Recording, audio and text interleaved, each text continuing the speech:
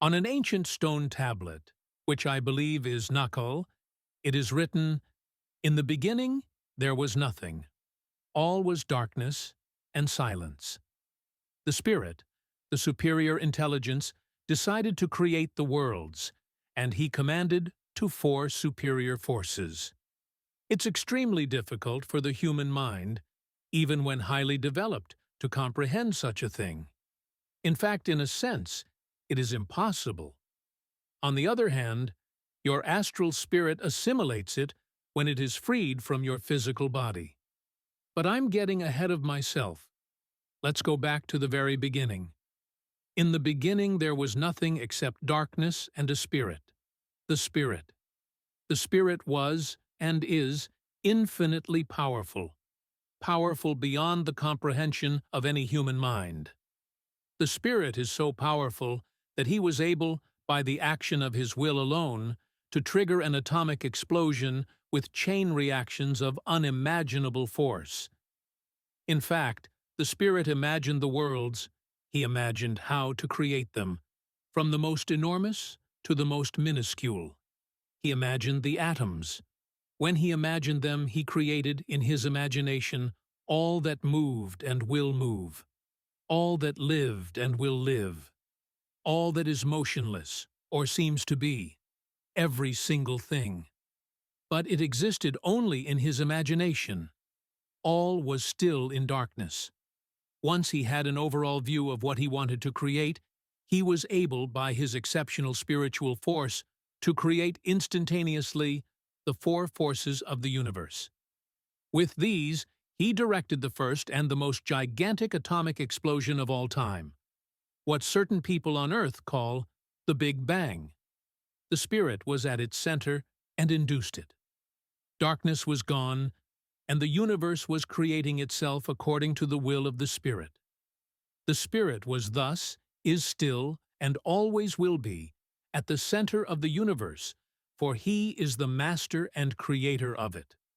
During billions of years, for the Creator, of course, it is eternally the present, but it is more at the level of our understanding to count by billions of years, all the worlds, suns, and atoms were formed, as you are taught in schools, the planets revolving around their suns, and sometimes with their own satellites, etc.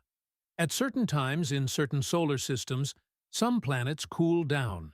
Soil is formed, rocks solidify, oceans are formed, and land masses become continents. Finally, these planets become habitable for certain forms of life. All this was in the beginning, in the imagination of the Spirit.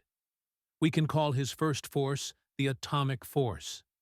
At this stage, by his second force, he conceived the primary living creatures and many of the primary plants, from which later derived the subspecies.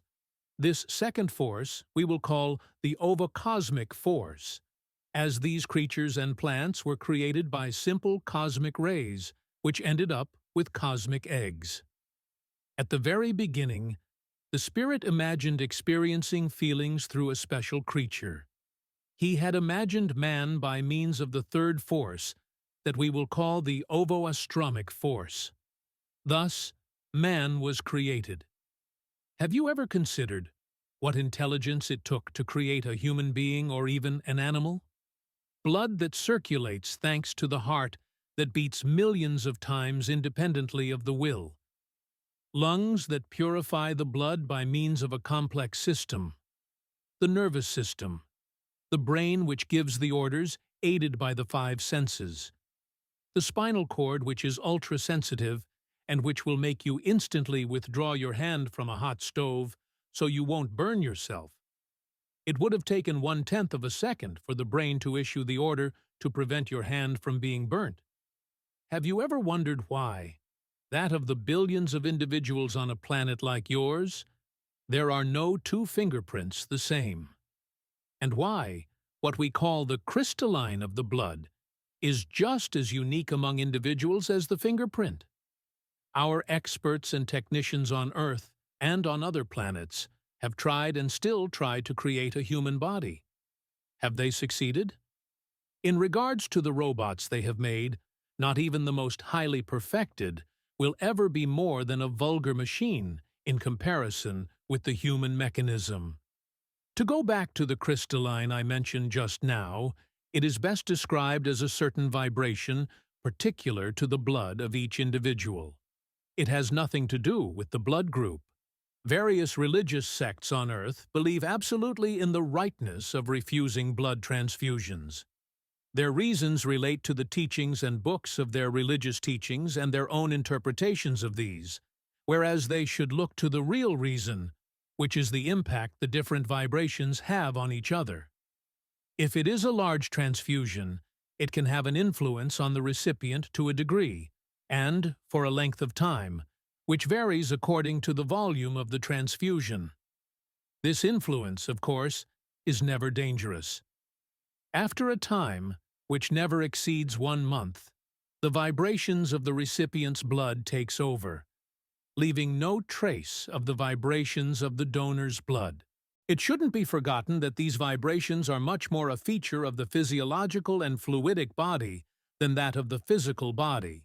If you want to learn more about this kind of knowledge, you can click the link in the description below to download a free ebook.